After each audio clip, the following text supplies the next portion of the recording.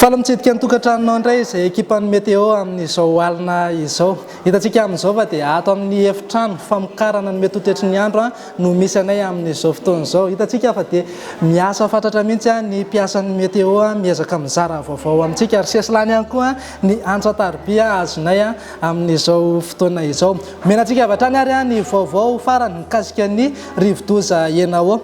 Araka ny vaovao farany aloha dia manodidina ny distrikany Andapy iny no misy Fohibeny. 5 km isan'ora kosa ny hafainganam-pandehany. Arak'izay hafainganam-pandehany somary miadana izay dia hitondra orana sy rivotra mahery somary aritraritra ihany zany izy any amin'iny faritr'iny. Ny rivotra hoentin'izay kosa dia mahatratra eo amin'ny 710 kilometatra isan'ora eo ary ny tafiditra miaraka aminy dia mahatratratra any amin'ny 200 kilometatra isan'ora.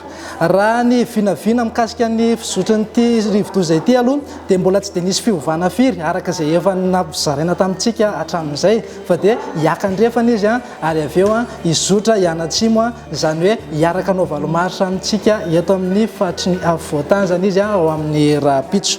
Arak'izany rehetrarehetra zany ara dia mbola toetra hatrany ny filazana loza mitatao na filazana miloko mena ho an'ireto faritra ireto dia mifaritry Diana, Sofia, Sava, Analanjorofo, Toamasina, Brickaville, Vatomandry, distrika Analoatra, Mahajanga voalohany sy faharoa, any amin'ny distrika Marovoay, Ambatoboeny, Tsaratanàna ary any Mahevatanàna any. Filazana miloko mavo kosa ho an'ireto faritra ireto dia mifaritry Soalala, Mitsinjo, Faritan'Antananarivo, distrika Mangoro, Antanambaomanapotsy ary mipakatra any Manoro any. Filazana loza fanairana na filazana miloko maitso ho an'ireto faritra ireto dia mifaritry Moromania, faritry Hotomatsiatra, faritry Iorombe, faritry Vatovato Fitovinany ary ho antsika any Atsimo Atsinanana any.